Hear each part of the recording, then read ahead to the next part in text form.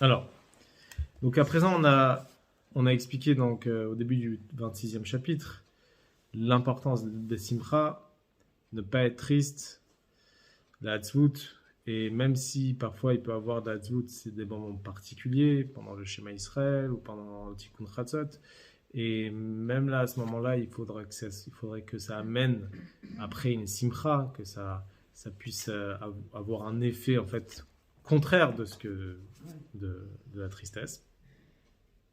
Maintenant, l'Admorazakan, il va expliquer comment surmonter sur justement nos problèmes qui peuvent arriver tous les jours et arriver vraiment à la joie et à la simcha, toujours d'après ce qui est expliqué au début dans l'introduction du Tanya. Le Tanya, il dit enfin, l'Admorazakan, il dit au début du Tanya, il dit que le Tanya, c'est un remplacement de la yichidut, de l'audience privée.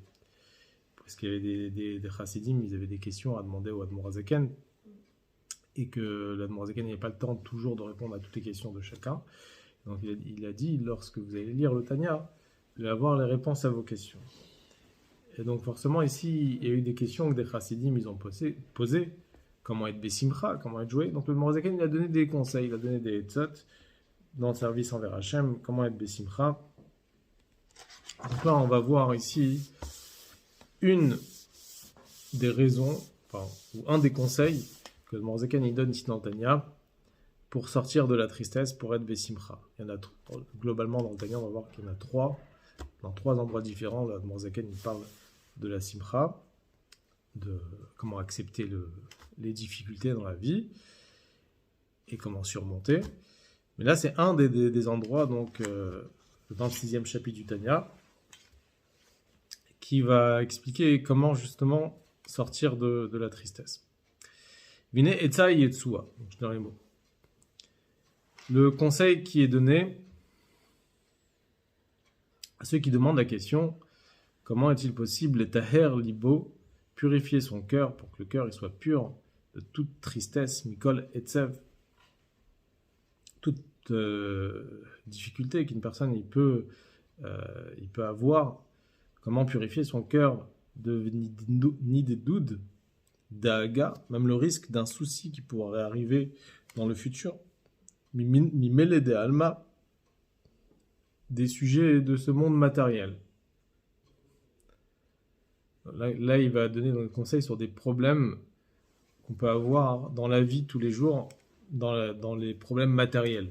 Parce que plus tard, il va parler, après, qu'une personne va avoir aussi des problèmes, une tristesse dans des sujets spirituels. Parce que même avoir une tristesse dans des sujets spirituels, c'est négatif. Là, il va parler Mele de Alma. Mele d'Alma, c'est de l'araméen, c'est dans les sujets de ce monde matériel. Alors, là, bien sûr, il ne s'agit pas de quelqu'un qui a un manque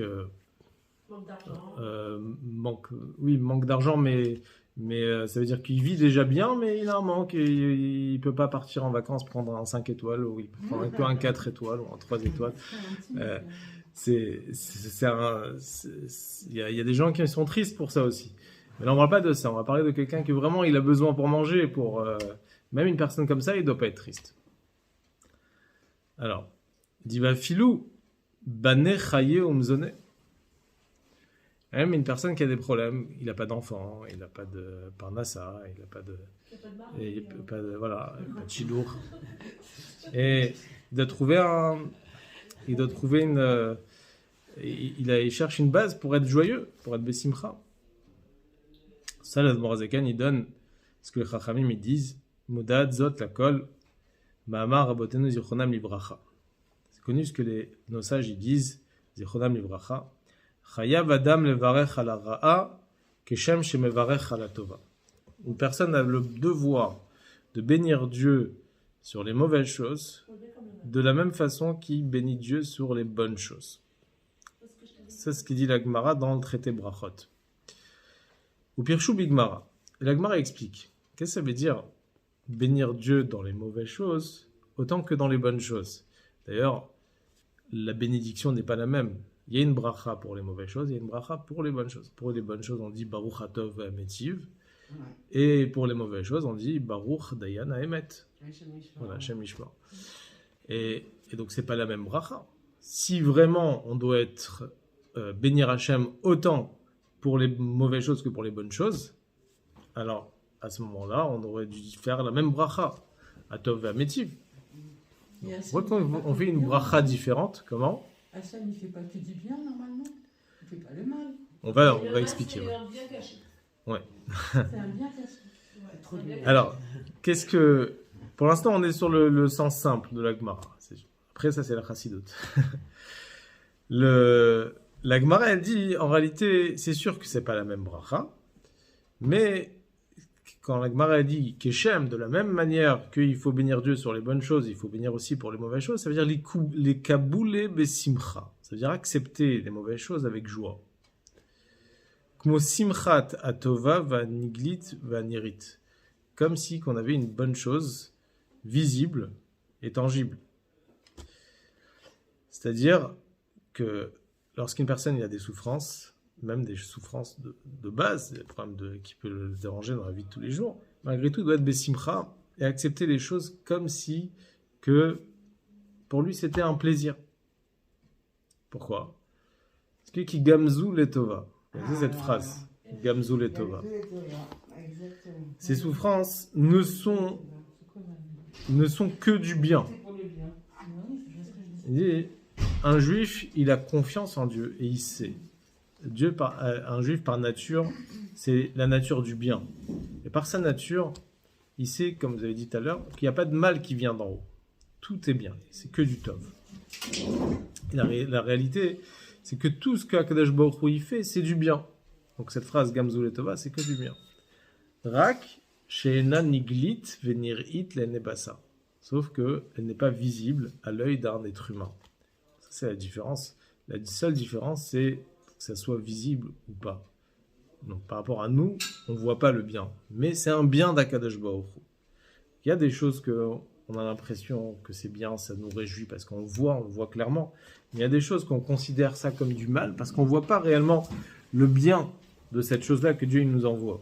Et donc, quelle bracha on fait? Comme on ne voit pas réellement, donc on fait une autre bracha, on dit Baruch Dayan Haemet, que Dieu il juge le Haemet. Mais c'est pas... Si vraiment on voyait ça, on aurait fait la bracha Baruch Hatov Hametiv. Donc, puisque tout ce qu'Akadosh Baruch Hu il fait, c'est Gamzul et Tova, donc il n'y a que du bien qui peut descendre à Akadosh Baruch Hu.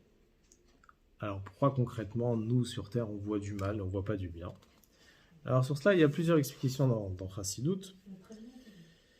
Et là, dans notre chapitre, le Admor HaZaken, il va expliquer l'explication la plus élevée de toutes les explications. Il y a une explication, je vais rapporter d'abord les autres explications, je vais prendre après celle qui est rapportée ici dans ce chapitre. Une autre explication qui est rapportée plus loin dans Higueret Teshuvah, dans le 12e chapitre.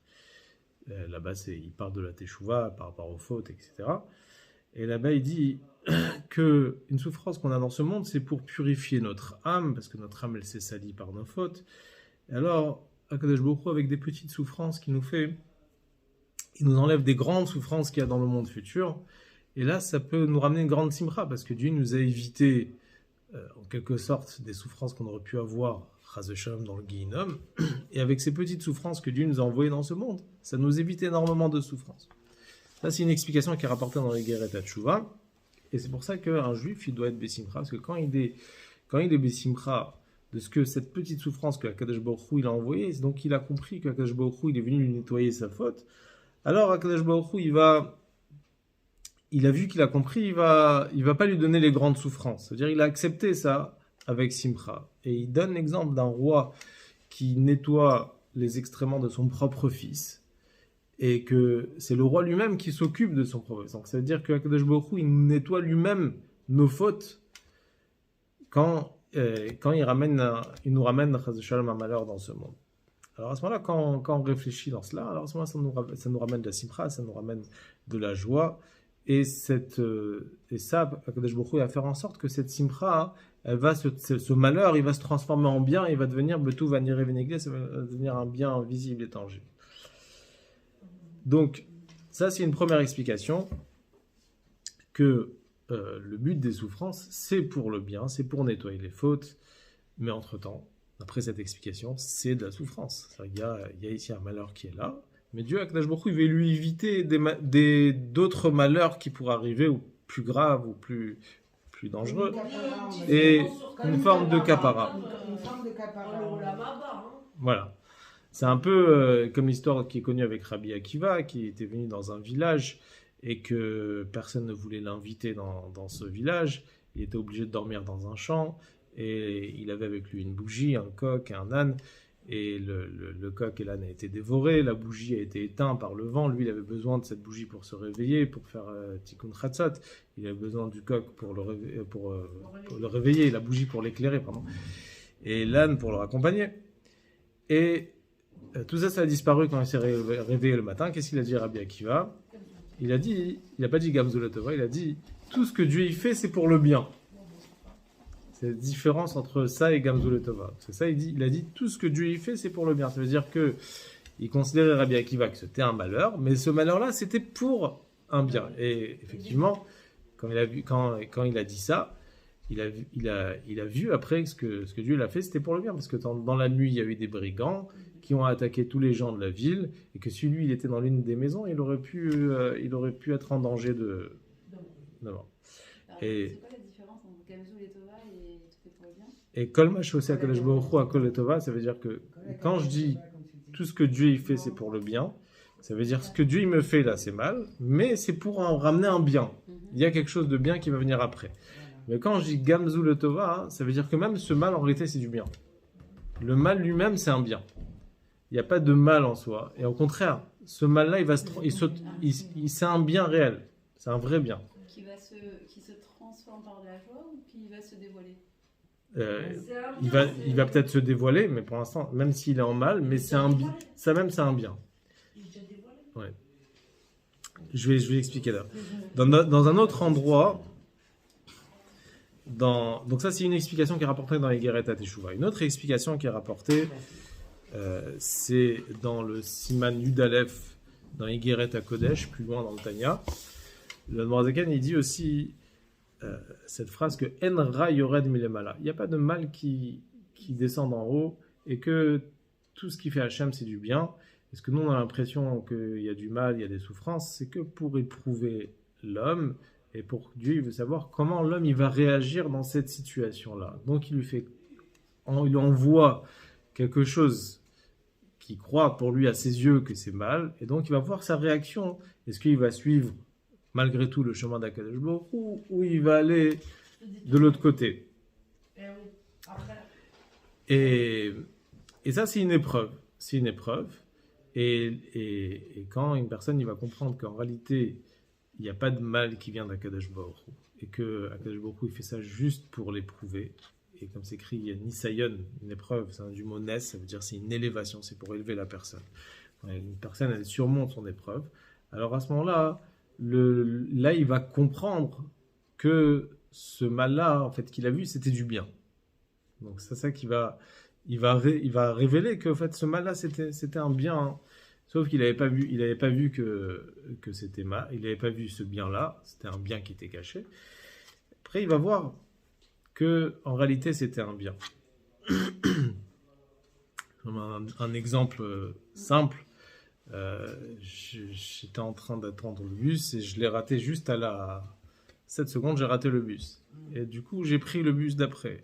Et dans le bus d'après, quand je suis arrivé, au début j'étais énervé, je n'ai pas compris pourquoi j'ai raté le bus, ça va me mettre en retard, etc. Mais dans le bus d'après, j'ai rencontré quelqu'un que je n'ai pas vu depuis des années. Là, on voit après, là, dans ce cas-là, on voit le bien d'Akadosh Baruch Hu, parce qu'au début, on ne pensait pas. Ou bien, Chas v'Shalom, il y a eu des cas, des fois, des gens ils ont raté des bus. Et il y a eu des terroristes dans le bus, ou des avions, voilà.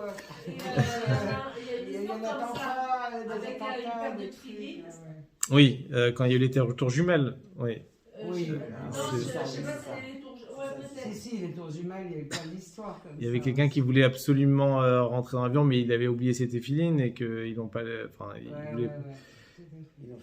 Ils l'ont fait sortir de l'avion, c'est ça. Très longtemps et ça a permis de tuer moins de personnes, plus de personnes. La Tzedaka pendant les fêtes de Tishri, Il a dit j'ai que des cartes bancaires, j'ai pas de cash sur moi. Alors elle a dit, il n'y a pas de problème, moi je vous attends, vous sortez du cash. Le temps qu'il descende, la tour s'effondre. Ouais, c'est... Ah ouais, non, c'est la folie. Donc dans cette explication-là, on voit en réalité que non seulement le but du mal, que c'est pour un bien, mais en réalité non, le mal lui-même c'est un bien. C'est pas que il y a un mal et après le mal il va ramener un bien. Non, le mal lui-même c'est quelque chose de bien. C'est quand même très très différent comme perception, parce que d'un côté vous parlez d'une sanction nécessaire pour arrêter, pour faire tchouva, pour aider à la tchouva, donc comme un maître qui sanctionnerait son élève pour qu'il progresse, ou un parent, et d'un autre côté, non, cette sanction c'est du bien. Quand je sanctionne quelqu'un dans le but quand je pense que ça va l'aider à s'améliorer, c'est un risque. On dit, on va le secouer, peut-être ça va réagir, peut-être ça va le démoraliser, c'est un risque. C'est un peu ça au départ. Puis après, ça devient, non, ça c'est bien. Et ça, quand nous on le voit comme une sanction, on va dire c'est bien. On sait que c'est pas bien. Donc c'est pour ça qu'on parle il y a 3 endroits différents dans le Tanya qui parlent de la simcha et d'accepter les mauvaises choses. Mais après, ça dépend dans quel contexte, dans quel sujet. Et chaque endroit, le Morazaken, il donne une autre explication. Parce qu'en fonction de... Par exemple, dans Yigeret HaTeshuva, il parle des fautes.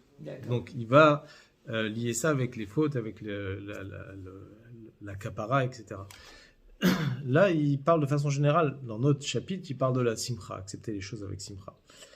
Dans le chapitre Yudalef, dans Yigeret HaKodesh, il parle aussi de la simcha, sauf que la différence avec notre chapitre, une petite différence, c'est que dans le chapitre Yudalef, dans Yigeret HaKodesh, là-bas, il dit que le mal lui-même, c'est un bien.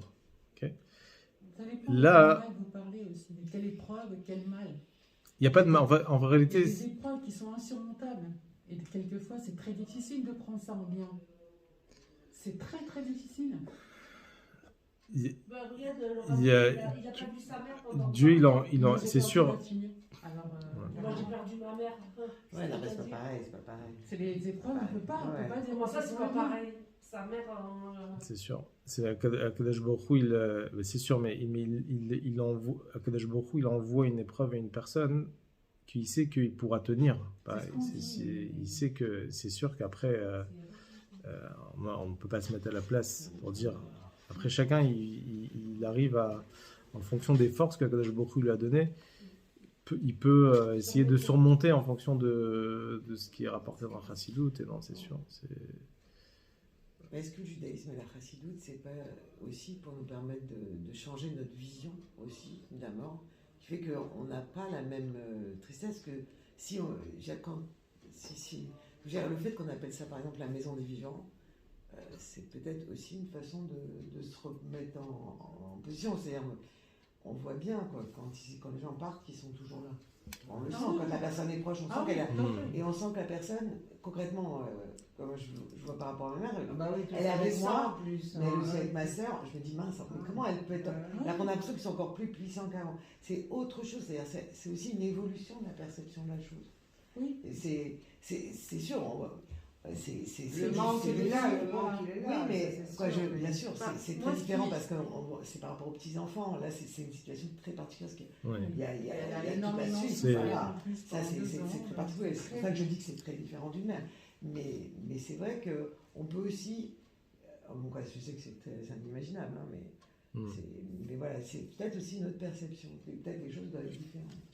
Mais c'est sûr que c'est ce qui est plus dur. Il y a une histoire avec le Admor Tsaï, le fils du Admor Azakan. Il y avait 2 chassidim qui sont venus le voir et qui ont fait la marche pour marcher des jours et des jours pour poser une question à Admor Tsaï. C'était dans la neige, dans le froid. Il tape dans la maison de l'Admor Tsaï en plein milieu de la nuit. Et il dit, qu'est-ce que vous voulez de moi au milieu de la nuit? Et il a dit, Rabbi, on est triste, on veut être joyeux, on ne sait pas comment être Bessimcha. Alors, l'Admor Tsaï leur a dit, écoutez, moi je ne peux pas vous répondre. Allez voir Zushia, voilà, c'est l'histoire. Zushia. Et Rabbi Zushia, d'Anipoli. Le frère de Rabbi Elimelech. Le frère de Rabbi Elimelech de Lizenz. Et ils vont là-bas, et ils vont donc à Nipoli, et ils cherchent la maison de Zusha. Et une fois qu'ils arrivent, ils trouvent une petite cabane dans le froid, c'était couvert de neige, toute petite porte, et bon, ils ne comprennent pas pourquoi l'Admorazaken leur a dit d'aller là-bas. Ils tapent à la porte. Oui, qui est-ce? Non, c'est l'Admorazaken qui est Rabbi Dovber qui nous envoie. Comment Rabbi Dovber il vous envoie chez moi? Je ne comprends pas. Et il rentre, il n'y avait pas de chauffage, il faisait froid, il avait une petite bougie, il avait un petit banc, une table, mais vraiment la maison elle était minimum et dérisoire, c'était vraiment... Et il leur pose la question, le rabbi nous a demandé, il vous demandait comment être joyeux. Le rabbi il vous a demandé, et il se met à danser. Là, ils ont compris, eux, que c'était des hommes d'affaires et qu'ils voyaient que lui, dans sa situation, il était Bessimra. Il s'est dit, si lui, il est Bessimra, alors nous aussi, on peut être Bessimra. Après, il y a des niveaux, mais je veux dire, il y a des... Il y en a qui se contentent de peu, et il y en a d'autres qui veulent toujours plus pour pouvoir être heureux, quoi. Comme la chanson. Il en faut peu pour être heureux. Après, on va expliquer, mais c'est qu'on ne peut pas comprendre en réalité le comportement d'Hachem, parce que nous, on est dans un monde qui est limité dans le temps et l'espace. On n'a pas une vision sur un champ de passé, présent et futur, sur ce qu'ils ont les tzadikim, sur les neshamot, qu'est-ce qui s'est passé avec cette neshama dans l'ancienne incarnation et qu'est-ce qui va se passer après. Il faut avoir, pour vous comprendre la chorma d'Hachem, en réalité, il faut avoir une vision large, ça veut dire sur des milliers d'années, pour voir quel est le but de cette neshama qui est descendue sur terre. Elle revient sur terre pour réparer ce qu'elle n'a pas fait dans l'autre monde. Bien sûr. Alors la neshama elle revient dans le monde jusqu'à ce qu'elle a fait ce qu'elle devait faire. La volonté de Dieu. Voilà, donc elle peut revenir. Ça se trouve, j'ai fait beaucoup de mal dans d'autres générations, donc aujourd'hui je paye. Non, c'est pas ça. Des fois, c'est sûrement. C'est pas un règlement de compte. La sanction, elle a pour but de faire avancer, de faire progresser. C'est pas d'écraser ou de punir. Je sais pas, c'est au niveau des épreuves qui sont quand même. Je vois pas du tout Hachem en disant. Il y a une phrase qu'on dit dans la Tfila, Yotzer Or Uvorech Rocher. Que Akadosh Baruch Hu, il fait la lumière et il crée l'obscurité. Et dans Chassidut, on explique qu'il s'agit ici de monde spirituel. Yotzer, c'est le monde de Yetzira, et Voré, créé, c'est le monde de Bria. Dans les mondes spirituels, le monde de Bria, c'est plus élevé que le monde de Yetzira. Le monde de Yetzira, ça fait partie on va dire des mondes révélés par rapport à nous. Et le monde de Bria, avec Atzilut, c'est les mondes qui sont cachés. Comment le verset, la Tfila dit, Yotzer Or Uvorech Rocher. Le monde de Yetzira, c'est le monde de lumière. Et le monde de Bria, qui est plus élevé, c'est un monde d'obscurité. Pourquoi c'est obscur? Parce que comme c'est un monde qui est plus élevé, donc c'est pas à notre niveau, c'est un niveau qui est beaucoup plus obscur.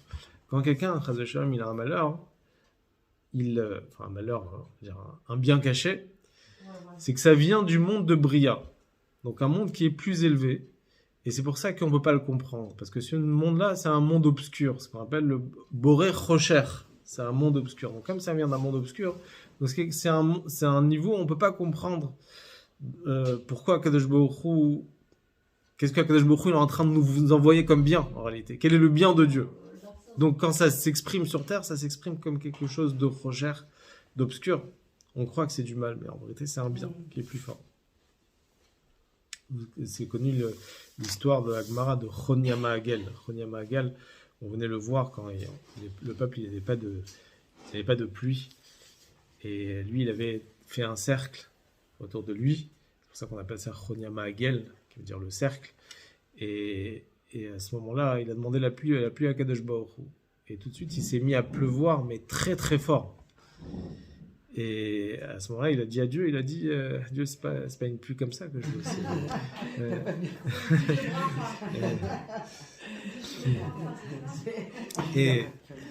Et parce que ça pouvait faire des inondations. Mais lui, comment il a dit à Akadosh Baruch Hu? Il a dit Rov Tova chez Enam Yocholim le Kabel. Ça veut dire qu'il y a une grande bonté que les Bénis Israël ne peuvent pas recevoir. C'est une trop grande bonté. 10 minutes à bonté. C'est une trop grosse lumière.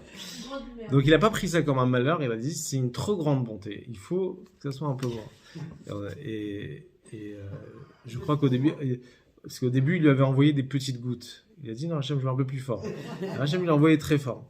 Et après il a dit Hachem c'est trop fort, je veux moyen. Et après les Chachamim ils ont dit c'est le seul tzaddik qu'il pouvait parler comme ça avec Hachem. Ça veut dire c'est trop ce que tu me donnes, c'est pas assez. C'est comme un enfant qui vient vers son père et dit il lui fait des voilà. Et il y a une autre histoire qui est rapportée dans la Gemara qui est connue aussi, c'est avec Nahum Ish Gamzu. Toujours on l'appelait Ish Gamzu parce que c'est lui qui disait Gamzu le Tova. Et c'est cette histoire qu'une fois on l'avait envoyé chez l'empereur de Rome pour aller lui offrir un cadeau. Et le peuple juif leur a donné une caisse remplie de pierres précieuses. Et lorsqu'il est sur sa route, il s'arrête dans une auberge. Et malheureusement, il s'est fait voler toutes les pierres précieuses. Et on a mis de la terre à la place des pierres précieuses, de la poussière, enfin de la terre, du sable, plus exactement. Et quand il arrive à Rome, il dit qu'il a un cadeau pour le roi. Et là, il se rend compte qu'il voit que c'est du sable. Et à ce moment-là, Nahum Gamzu, il a vu que sa vie elle était en danger, mais il a dit Gamzu le Tova. Il a dit ça c'est du bien. Il a dit Gamzu, il n'a pas dit comme Rabbi Akiva, tout ce que Dieu y fait c'est pour le bien, il a dit ça c'est du bien. Et il y a un malach qui est venu, qui était déguisé en serviteur, il a dit au roi, peut-être ce sable-là, c'est le sable de Avraham Avinu, qu'il utilisait, que quand il lançait, ça se transformait en flèche pour attaquer les ennemis. Essayez. Et il a pris ce sable, et effectivement, ce sable, il se transformait en flèche pour tuer les ennemis. Et donc, ça s'avérait que Gamzu le Tova, c'est-à-dire que non seulement que c'était pas du mal, et non seulement que c'est pas des pierres précieuses, mais c'est encore mieux que des pierres précieuses. Et en retour, il a eu beaucoup plus. Donc, le peuple juif, il est revenu avec encore des caisses remplies d'argent. Donc ça, c'est ce qu'il va expliquer dans ce chapitre. C'est que le bien caché, c'est un bien qui est plus élevé que le bien habituel. Il y a un autre enseignement de Rabbi Shimon Bar Yochai qui a rapporté ça dans la Gemara dans le traité Moed Katan, qu'une fois il a envoyé son fils, Rabbi Elazar, chez deux tzadikim, Rabbi Yonatan et Rabbi Yossi. Qui est Rabbi Shimon Bar Yochai? Oui, il a envoyé son fils, il a dit, va chez Rabbi Yonatan et Rabbi Yossi, ils vont te bénir. Et quand il écoutait les bénédictions, c'était des malédictions. Ils n'arrêtaient pas de le maudire. Il a dit, papa, tu m'as envoyé chez quelqu'un qui... Il n'arrêtait pas de me maudire. Et Rabbi Shimon a dit, au contraire, c'est des brachot. Et il lui a expliqué chaque mot des malédictions, en fait, que lui, il avait compris que c'était des malédictions, qu'en fait, c'était des très grandes brachot. Sauf que, donc, Rabbi Shimon Bar Yochai, que lui, qui était l'auteur de la Kabbalah, c'est la base du Zohar et de la Kabbalah. Donc, en rentrant dans les profondeurs de la Torah, on comprend qu'en réalité, tout ce qui paraît comme malédiction, en vérité, c'est des très grandes brachot. Si on voit dans Parashat Kitavo, on parle de toutes les malédictions. Il y a le Admor HaZaken lui-même dans l'Écoute Torah, il prend plein de malédictions et il explique comme quoi c'est des grandes brachot. Et il y a l'histoire qui est connue aussi. Il y a une parachat comme ça. Parashat Kitavo. Kitavo, c'est Chayeloul. Voilà, Chayeloul. Et je me rappelle, Rav Pachter, nous avait dit.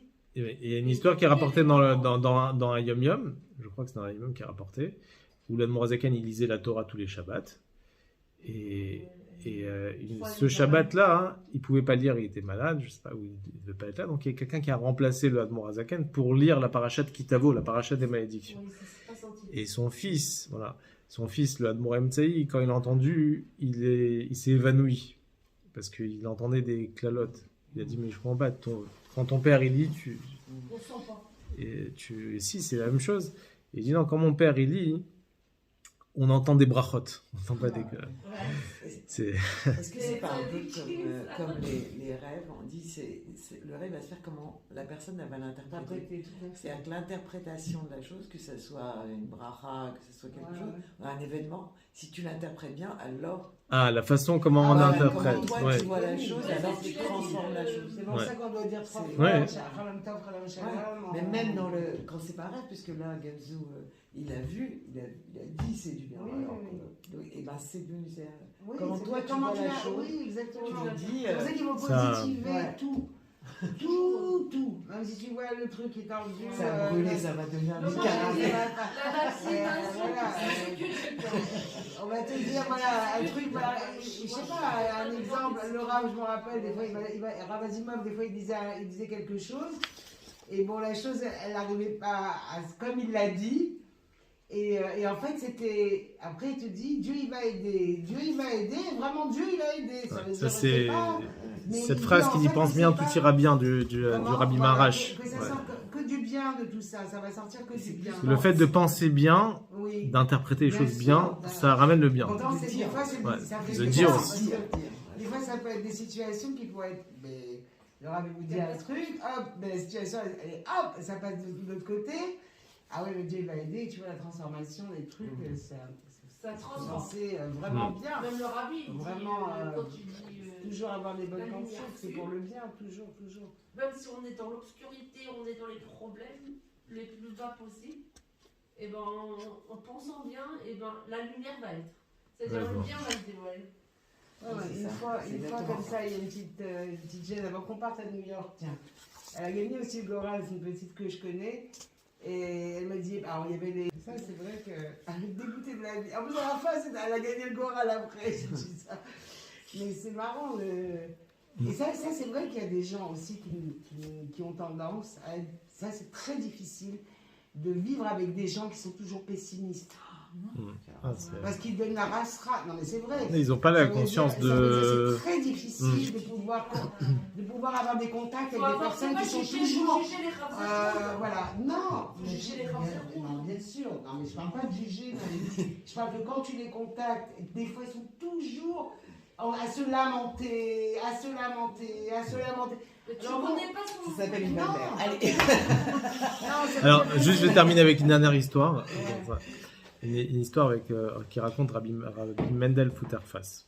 Mendel Futterfass, c'était un des grands chassidim du rabbi précédent et du rabbi notamment. Il a fait 20 ans de prison en Russie. Et c'était une période où il y avait la maladie du typhus. Et à l'époque, on ne pouvait pas guérir ça. C'était vraiment... Alors, quand les gens ils étaient atteints de cette maladie-là, et en plus c'était contagieux, ils les mettaient on appelle ça en quarantaine. Ils allaient en dehors de la ville, ils les mettaient dans des maisons, enfermés dans des maisons. Et majoritairement, les gens qui étaient concentrés là-bas, c'était presque terminé pour eux. Il y avait très peu qui ressortaient en bonne santé ou vivants. Et un jour, il y avait le grand-père du rabbi, qui s'appelait Rabbi Meir Yanovsky, qui était en Ukraine d'ailleurs aussi, et Rabbi Meir Shlomo. Et lui aussi, malheureusement, il a eu le typhus. Et il était envoyé dans cet endroit-là, exilé. Et il avait un de ses meilleurs amis qui s'appelait Rabbi Asher Grossman, qui voulait aller voir son meilleur ami, Rabbi Meir. Et comme il ne pouvait pas, alors il allait jusqu'à l'endroit où ils sont exilés. Et comme ils ne l'ont pas autorisé à rentrer, il a dit, je veux aller à l'endroit où il est le plus proche, à côté de sa fenêtre. Et il s'est approché de cet endroit-là. Et il lisait un Pérec de Tanya, à voix haute, très fort. Et c'est bon, s'il entend, il entend, il n'entend pas, il n'entend pas. Je lis un Pérec de Tanya. C'est le Pérec qui commence par la Haskil Chabina et qui parle justement comment un juif ne doit pas être touché par ses problèmes matériels. Et que un juif qui est triste de ses problèmes matériels, chas v'shalom, c'est comme si qu'il niait à Kadosh Baruch Hu. Il parle très dur là de Morazakan, il dit que c'est pas, ça doit pas être ouais, comme un coffre. Et on doit pas être touché par ça. Et il disait mot à mot, et comme ça il revenait le lendemain, le surlendemain, il lui relisait le même chapitre de Tanya. Ah ouais, il lui relisait le même chapitre. 2-3 mois après, Rabbi Meir, il est sorti en bonne santé. Ouais, il a guéri. Il a guéri. Et il a dit à son meilleur ami, il lui a dit tu m'as sauvé la vie. Ouais, c'est les mots d'Italien. Même le rabbi. J'entendais tous les mots que tu disais. Il a dit ça m'a donné de l'espoir et ça m'a donné de la simcha. Et il a dit ça. Il était en très bonne santé. Il a dit ça qui m'a sauvé la vie. Et d'ailleurs, le jour où il lui avait dit ça, plus tard, c'était le 18 Nissan Tavresh Samerbet, c'est-à-dire 1902. C'était le jour de la Brit Mila du Rabbi. Parce que le Rabbi, il est né le 11 Nissan, donc le 18 Nissan, c'était le jour de la Brit Mila du Rabbi. Et donc, il était venu pour la Brit Mila de son petit-fils, donc le petit-fils du petit-fils du Rabbi, le petit-fils de Rabbi Meir Yonovski, c'est le Rabbi. Et donc, son meilleur ami aussi, il est venu. Rabbi Asher, il est à Grossman. Et comme c'était Pessah, et lui, il avait l'habitude que Pessah, il mangeait chez personne. Oui, maintenant, il était dans la maison du Rav de la ville, de Yekaterinoslav. C'était la ville... c'est Rabbi Levi Yitzhak. Et il a dit, non, moi, je mange chez personne, même chez le Rabbi Asher. Il a dit, moi, je mange à Pessah, j'ai la coutume de manger que chez moi à la maison. C'est vrai que chez les chassidim aussi, on fait attention de manger que chez nous à la maison. Bon. Et lui, il a dit, écoute, là, t'es dans la maison du Rav de la ville. Il a dit, normalement, je t'aurais fait des scandales. Il a dit, mais comme tu m'as sauvé la vie, j'accepte. Donc ça, c'est l'importance de la simcha. Savoir prendre des choses vraiment... Surtout au mois d'Adar. Surtout au mois de Hadar. Chodesh Hadar.